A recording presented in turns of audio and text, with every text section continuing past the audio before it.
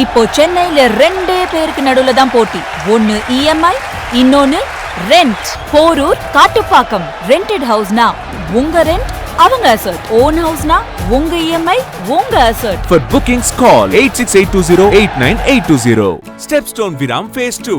காட்டுப்பாக்கம்ல premium 2 and 3 BHK apartments. Just 79 lakhs all inclusive. முன்னாடி பொத்தி வச்சு கூட ஒருத்தர் லீடராக காமிச்சிட முடியும், திறமை இருக்கோ இல்லையோ அப்படின்ற மாதிரி இருந்தது. இப்போ இது வெட்ட வெளிச்சமாக தெரியும் போது அது பாதிக்கும் அவங்க தலைவர்களை, அவங்களுடைய இதுவும் பாதிக்கப்படுதுன்றதுனால அவங்க இப்போ சட்டிலாக ஹேண்டில் பண்ணுறாங்க. மரியவில்சன் அவர் அமைச்சர் பேசின சில விஷயங்கள் நம்மளுக்கு உடன்பாடு இல்லை. பட் இது என்ன எடுத்துகிட்டு போயிருக்காங்கன்னா தமிழ் விசஸ் மதம் அப்படின்ற மாதிரி கொண்டு போயிட்டாங்க. உங்கள் தலைவரே அனைத்து சமூகத்து கோயில்களுக்கும் போய் தான் ஒரு விஷயத்தை காமிச்சிருக்காங்களே தவிர நான் ஒரு குறிப்பிட்டதுக்கு இல்லைன்றதை அவர் ஹைலைட் பண்ணியிருக்காரு. 3000 ரூபா உனக்கு செலவு பண்ண முடியாதா? என்னது இது? சட்டசபையில் கேட்டு இல்லை இந்த எம்பிங்க மாநிலங்களில் கேட்டு இதெல்லாம் கேவலமா இல்லையா? இது தேவையாதான்? இப்போ உங்களுக்கு அவ்வளோ கொடுத்து என்ன நடக்க போகுது? சிங்கை ராமச்சந்திரன் அவர்கள் இப்போ அதிமுகல இருந்து விலகி தாவேகாக்கு போறதா ஒரு நியூஸ் பார்த்தோம். அவர் அதிமுகல எவ்வளோ இடத்துல ஒரு நல்ல இடத்துல இருந்தாரு அப்படின்றதெல்லாம் நம்மளுக்கு தெரிஞ்ச ஒரு விஷயம் தான். ஸோ இதை எப்படி பார்க்குறீங்க? உள்ளாட்சி தேர்தல் முடிகிற வரைக்கும் இந்த மாற்றுகள் நிறைய வந்துட்டே இருப்பாங்க. அம்மா அவர்களே சொல்றது பதவி கொடுக்கும் போது என்ன சொன்னாங்கன்னா உங்க அப்பா மாதிரி விசுவாசியா இருக்கணும்னு. அப்படி நீங்க உண்மையான விசுவாசியா இருந்தா இந்த கட்சி காப்பாற்றுறதுக்கு உழைச்சிருக்கணும். எடப்பாடிக்கு சைன் ஜப் தட்டிருக்க கூடாது. இன்னைக்கு கட்சியை காணாம போதுன்னு அங்கேருந்து நீ ஜம்ப் பண்ற. அப்போ அம்மா சொன்ன விசுவாசத்தை நீ எங்க ஃபாலோ பண்ணிருக்க? ஆர்பி உதயகுமார்னு ஒருத்தர் இருக்காரு. ஆயத்திறந்தா அந்த நடிகை பேரை சொல்லி இப்போ கூட சமீபத்தில் பேசிட்டு ஆர்பி உதயகுமார் நான் திருப்பி சொல்றேன், அரசியல் இருந்தே விலக்கி வைக்க வேண்டிய பட வேண்டியவர் தான். அத்தனை பேரும் அல்லம்படி 6 முதல் 60% வரை ஆடி தள்ளுபடியுடன் சூப்பர் சரவணா ஸ்டோர்ஸ், சென்னை, மதுரை, கோவை.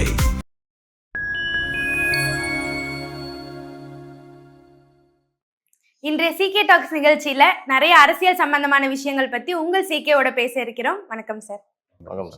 வணக்கம். ஓகே சார், இப்போ ரீசெண்டா சட்டமன்றத்துல ஏவா வேலு அவர்கள் ஒரு விஷயத்த சொல்லியிருக்காங்க. இந்த லைவ் அப்படின்றதெல்லாம் வேண்டாம், அந்த மாதிரி ஒரு விஷயம் சொல்லியிருக்காங்க. ஸோ இதை எப்படி பாக்குறீங்க? வேற என்ன பார்க்கணும்? பதட்டம் தான்.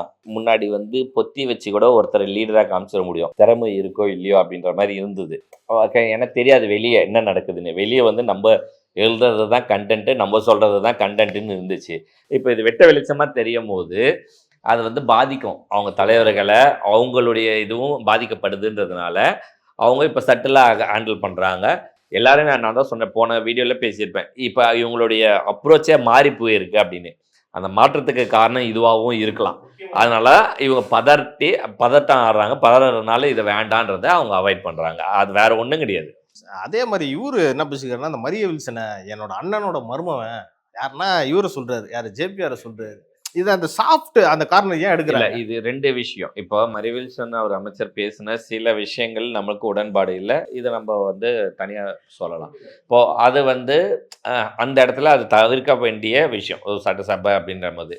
பட் இது என்ன எடுத்துட்டு போயிருக்காங்கன்னா தமிழ் விசஸ் மதம் அப்படின்ற மாதிரி கொண்டு போயிட்டாங்க. இது மரபுக்கு மாற்றான விஷயங்கள்லாம் நம்ம பார்க்கணும். நான் தமிழ்ன்றதுக்குன்னே நான் இதுக்குள்ள வரல.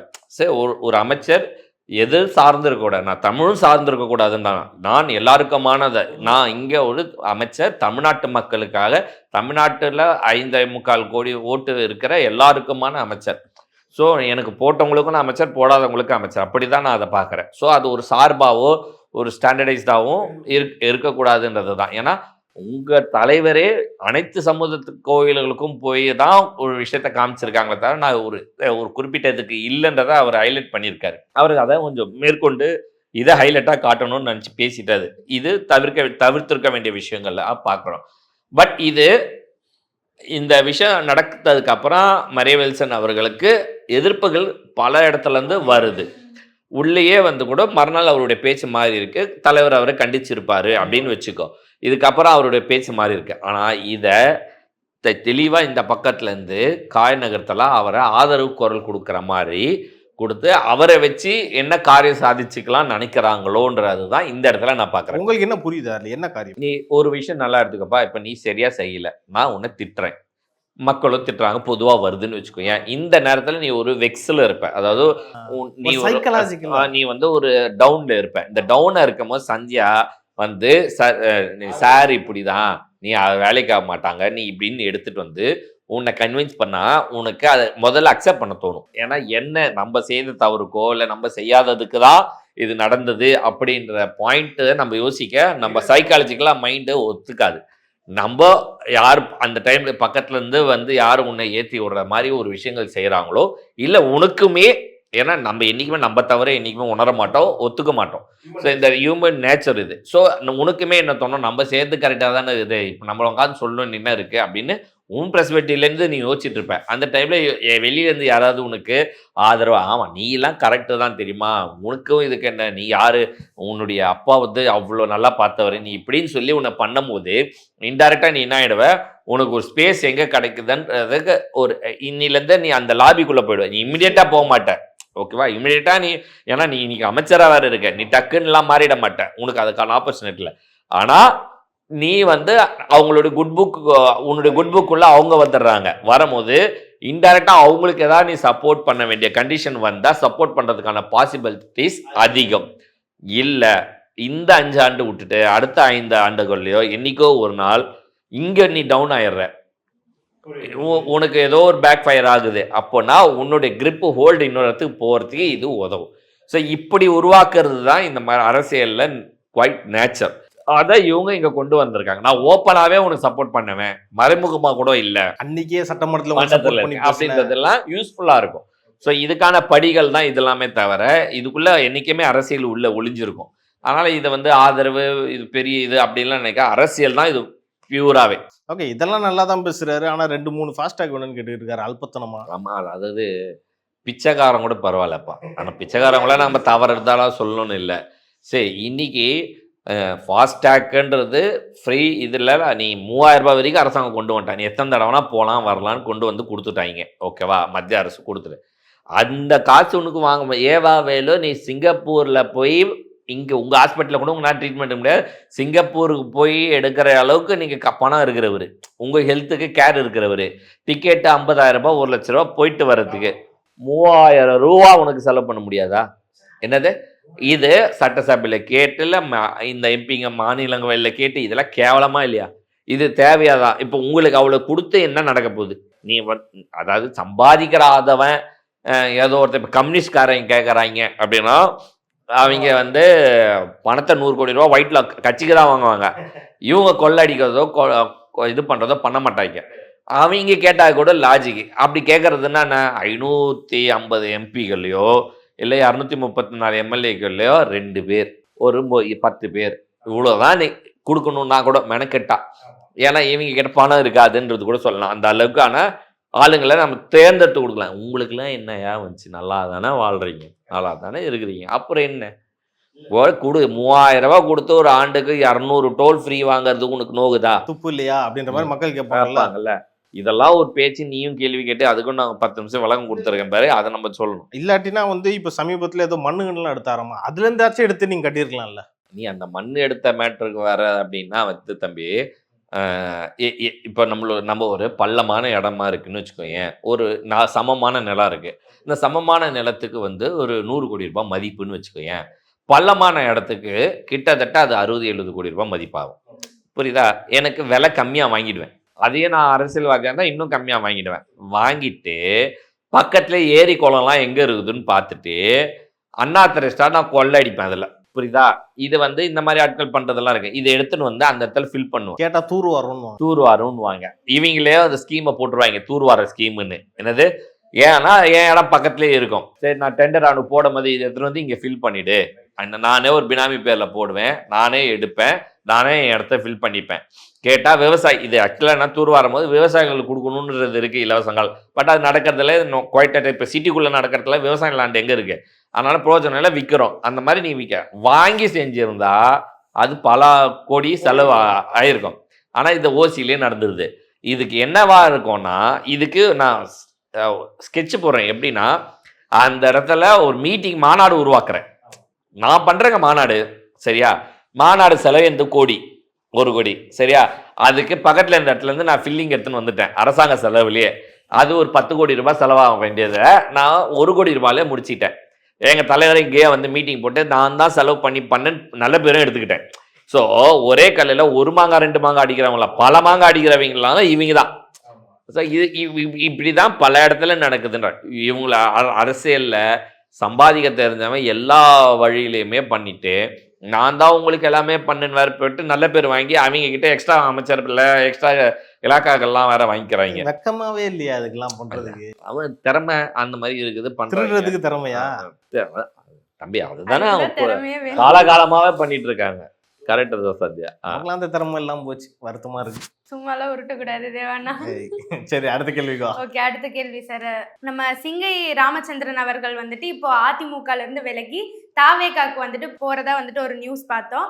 அவர் அதிமுகல எவ்வளோ இடத்துல ஒரு நல்ல இடத்துல இருந்தாரு அப்படின்றதெல்லாம் நம்மளுக்கு தெரிஞ்ச ஒரு விஷயம் தான். ஸோ இதை எப்படி பாக்குறீங்க? எல்லாருமே நல்ல இடத்துல இருந்தவங்க தான். தங்கமணி, வேலுமணி, இப்போ பாஸ்கர் எல்லாருமே இருக்கிறாங்க.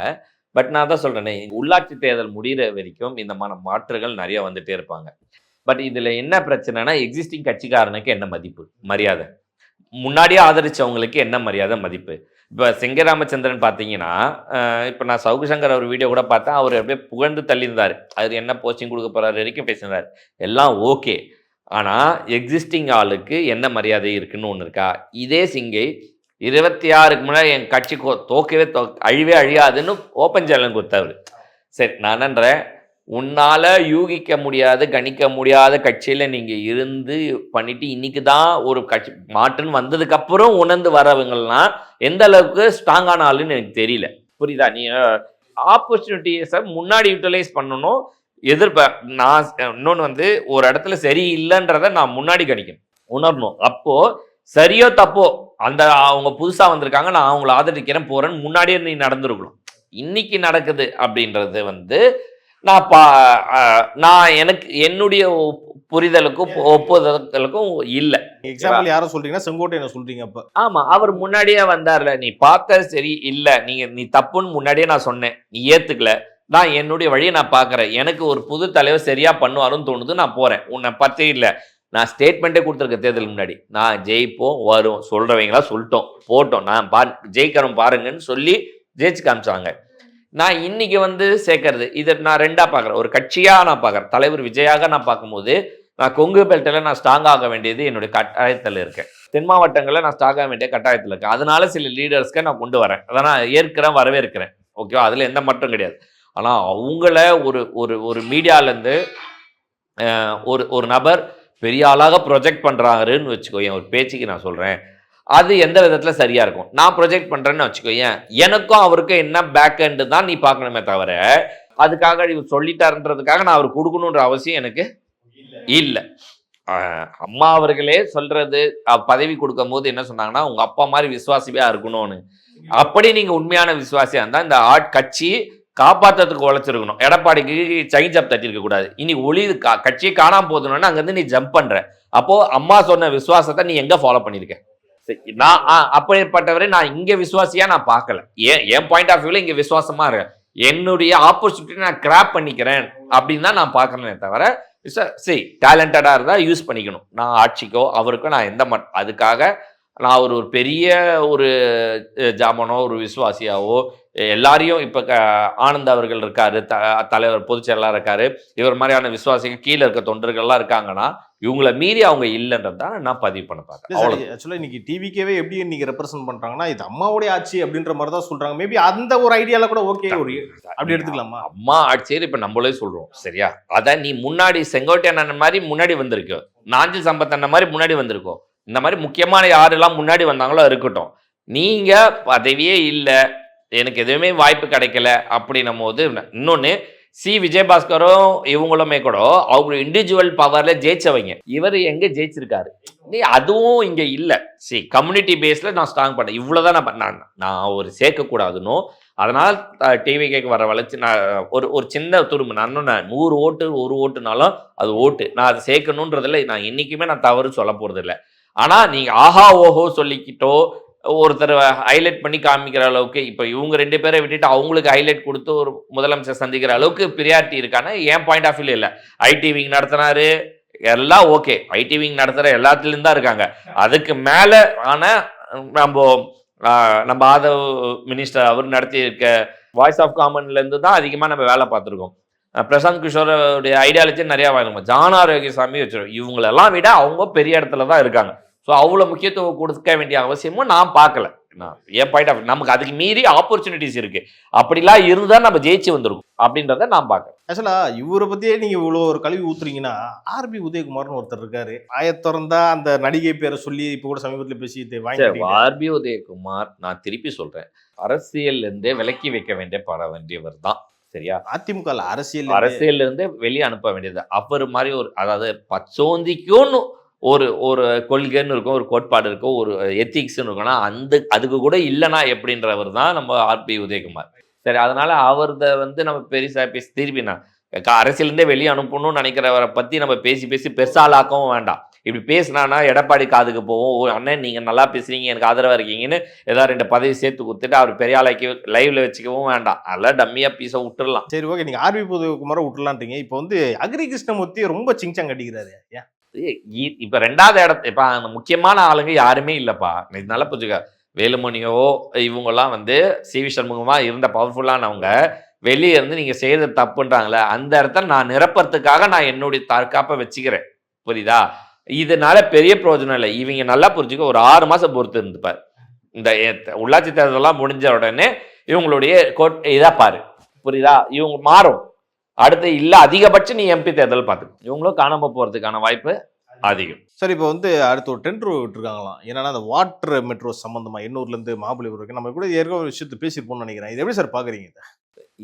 இது நான் வரவேற்கிறேன் தேவா. ஆனா ரொம்ப ஸ்லோவில் இருக்கும்ன்றது தான் என்னுடைய ஒரு ஒப்பீனியன். ஏன்னா 2019 பிஜேபி ஆட்சிக்கு வரும்போதுலேருந்து மோடி அமித்ஷா அவர்கள் இதுக்கான மெனக்கெடல்களை பண்ணிகிட்டே இருந்தாங்க, அறிவிச்சாங்க, பேசினாங்க அப்படின்னு. இது கிட்டத்தட்ட 24ல் திருப்பி ரொம்ப அக்ரெசிவாக அறிவித்து பண்ணும்போது கொச்சியில் அவங்க கேரளா இதில் இதை மெனக்கெட்டு இன்னைக்கு இம்ப்ளிமெண்ட் ஆகி டிரைவே போக ஆரம்பிச்சிட்டாங்க.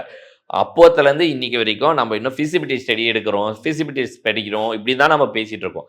ஒன்று எஸ்ன்னு சொல்லுங்கள், இல்லை நோன்னு சொல்லுங்கள், ஓகேவா? ஆனால் ஃபிசிபிலிட்டிஸ் இருக்குன்றாங்க. அந்த இதை டெவலப்மெண்ட் பண்ணுறது, பிரிட்ஜஸ், அந்த ஏரியாவை சூப்பராக மாறிடும். நீ கிட்டத்தட்ட 53 கிலோமீட்டர் நீ வெனிஸ் நகரம் மாதிரியான ஏன்னா சிட்டிக்குள்ளேயே இருக்கு. நான் ஒன்று சொல்கிறேன், ஒரு 10 ஆண்டுகளுக்கு முன்னாடி ஒரு பேங்க் மேனேஜரை நான் பார்த்தேன், பெங்களூர் பேஸ். அவர் இங்கே தமிழ்நாட்டில் நம்ம சென்னையில் இருந்தார். அவர்கிட்ட நான் சொல்கிறேன், என்னடா உங்கள் தமிழ்நாட்டை உங்களை மாதிரி எங்களுக்கு பெங்களூரில் 2 நதி சிட்டிக்குள்ளே ஓடுறதா இருந்தால் இதை வச்சு நாங்கள் எவ்வளோ பெரிய டெவலப்மெண்ட் பண்ணுவோம் இல்லை அப்படின்னு அவர் சொன்னது எனக்கு சுருக்கு. நான் அதை என்ன இவர் அந்த ஊருக்கு பேசுகிறாரு அப்படின்னு. ஆனால் ரியாலிட்டியை பார்த்தா இந்த மாதிரியான ஒரு பொக்கிஷங்கள் நம்ம வச்சுருக்கும் போது இதை வச்சு எவ்வளோ வேணால் நம்ம டெவலப்மெண்ட்டு இன்ஃப்ராஸ்ட்ரக்சர்ஸை டெவலப் பண்ண ஒருத்தன் பண்ணணுன்னா ஒருத்தன் பண்ணக்கூடாதுன்னுவான், ஒருத்தன் பண்ணணுன்னா இப்படி பண்ணியே இப்போ ஒரு ஏர்போர்ட்டு மட்டும் எனக்கு தெரிஞ்சு ஒரு 18 வருஷமான டிலே. பெங்களூர்ல நீ ஒரு ஏர்போர்ட் இருக்குல்ல, இது எத்தனை வருஷம் ஆகுது? 10 வருஷம் ஆச்சா? ஹைதராபாத்ல இந்த மாதிரி ஒரு ஏர்போர்ட் 10 வருஷம். நான் இது எல்லாமே ஒன்னாக தொடங்கப்பட்ட, தமிழ்நாட்டுக்கும் அதே டைம்ல தான் உருவாக்கப்பட்டது. எல்லாரும் இங்க ஆரம்பிச்சு இங்க ஒரு இடத்துல ஸ்டாலின் வேணான்னு, ஒருத்தர்ல அதிமுக வேணா, இப்படியே பண்ணி இதனுடைய டிலேஸ் ஆகி இவ்வளோ பிரச்சனைகள் நம்ம டெவலப்மெண்ட்ல அது ஒரு அடியாவே இருக்கு. இப்போ நீ இங்கே ஒரு இண்டஸ்ட்ரியல் நம்ம டெவலப் பண்ணணும்னு நினைக்கிறோம் தேவா. இண்டஸ்ட்ரியலில் கொரியாக்காரன் வரான், ஒரு இங்கிலாந்துக்காரன் வரான். அவன் நேரடியாக இங்கே ஃப்ளைட்டில் இறங்கி நான் கம்பெனி போகிற மாதிரி இருந்தால் தான் அவன் நேரடியாக பார்க்குற பார்வையாக இருக்கு. ஆனால் இங்கே நம்ம நேரடி ஃப்ளைட்ஸை பல இன்டர்நேஷ்னல் ஃப்ளைட்ஸ் கேன்சல் ஆகிடுக்கு, இங்கே கிடையவே கிடையாது. நீ இருக்கும் போது தான் நான் இங்கே எனக்கு எல்லா பெனிஃபிட்ஸும் ஃபீஸிபிலிட்டிஸும் இருந்தால் தானே நான் வருவேன். நான் பெங்களூருக்கோ டெல்லிக்கோ போயிட்டு தான் இங்கே வரணும்னா அவனுடைய டிராவல் டைம் எல்லாமே எக்ஸ்டெண்ட் ஆகுது இல்லை. எனக்கு நேரடியாக கனெக்டிவ் ஃப்ளைட் இருக்கா, 2 மணி நேரம் 3 மணி நேரம் அங்கே வெயிட் பண்ணணும், அங்கேருந்து இங்கே வரணும், அப்படிலாம் மென்டல் டயர்ட் ஆயிடுவாங்க. இதெல்லாம் டிலேவால நடக்குது. அது மாதிரி இதுவும் டிலே ஆகக்கூடாது. இதுல ஒரு 20 கிலோமீட்டருக்கு ரொம்ப ஈஸி. இந்த ஈசிஆர்ல இருந்து கொஞ்சம் டெவலப் பண்றது இன்னும் ஈஸி. எண்ணூர்ல இருந்து மெயின் ஏரியாக்குள்ள வர்றது கொஞ்சம் சங்கடங்கள் நிறைய இருக்கும். இந்த பிரிட்ஜஸ் எல்லாம் கொஞ்சம் ஹை எண்ட் பிரிட்ஜஸ் பண்ண வேண்டியதெல்லாம் இருக்கும். ஆனா இது கட்டுறதுனால என்ன பெனிஃபிட்னா, திருப்பி இந்த காவாக்கள் சாக்கடைகள் உள்ள கலக்கிறத தடுக்கப்படலாம், தண்ணி நிறைய சேமிக்கப்படலாம், கிரவுண்ட் வாட்டர் க்ரோத் நல்லா இருக்கும், உப்பு நீர் உள்ள இந்த வாட்டர் இருக்கு இல்லையா, இது பண்ணும் போது தண்ணி சேகரிக்கப்பட பட்சத்தில் உப்பு நீர் உள்ள கலக்கிறது இல்லையா, அது குறையும். முக்கியமான விஷயம். ஸோ இதெல்லாமே இதுல இன்டைரக்ட் பெனிஃபிட்ஸ் நிறைய இருக்கு. ஸோ அதனால தான் நான் பக்கிங்ஹாம் கால்வாயோ இந்த கூவம் நதியோ இதெல்லாம் பண்ணணுன்றதுல நமக்கு நடக்கிற இன்டைரக்ட் பெனிஃபிட்ஸ் நிறைய இருக்குது. ஸோ அதனால நமக்கு ரெவென்யூவுமே இன்டைரக்டாக நம்ம நிறைய இடத்துல செலவு பண்ணுறது, இப்போ வெள்ளங்கள் தண்ணி இதுவாகிறது, ட்ரைனேஜ் இதுவாகிறது, இது எல்லாமே நிறைய இடத்துல சேவ் பண்ண முடியும். ஸோ இந்த மாதிரியான விஷயத்தை இம்மிடியட்டாக இப்போ ஃபீஸிபிள் டெண்டர் கொடுத்துருக்காங்க, 3-4 மாதத்தில் வந்தால் அடுத்து அதுக்கான பூர்வாங்க பணிகள் நடந்து. ஏன்னா நமக்கு கொண்டு வரதில்ல என்ன பிரச்சனை, கேரளாவில் இன்ஃப்ராஸ்ட்ரக்சர்ஸ் ரொம்ப பண்ணலை. அவங்க நம்மள மாதிரி அந்த ஒட்டிய நிறைய ஊர்கள்லாம் வளர்ந்துருக்காது, அது இன்னும் காடுகளாகவும் இதுவாகவும் இருக்கும். ஊருக்கே வந்து போட்டில் போயிட்டு இருந்த காலம் தான் முன்னாடி வச்சுருந்தாங்க. ஆனால் நம்ம வந்து இன்ஃப்ராஸ்ட்ரக்சர் ஃபுல்லாக டெவலப் பண்ணிட்டோம். ஸோ இதில் பிரிட்ஜஸ் நிறையா கிராசிங் பிரிட்ஜஸ் வரும், அதை ரீடெவலப் பண்ண வேண்டியது இருக்கும், புதுசாக கட்ட வேண்டியது இருக்கும். இதுக்கு பட்ஜெட்ஸ்லாம் அதிகம். ஆனால் இதனால் நம்ம இன்ஃப்ராஸ்ட்ரக்சர் டெவலப்மெண்ட்னால ரெவென்யூவும் வரும், க்ரோத்தும் இருக்கும். ஓகே சார், நீங்கள் பல விஷயங்கள் சிறப்பாக சொன்னீங்க. உங்கள் நேரத்துக்கும் கருத்துக்கும் நன்றி.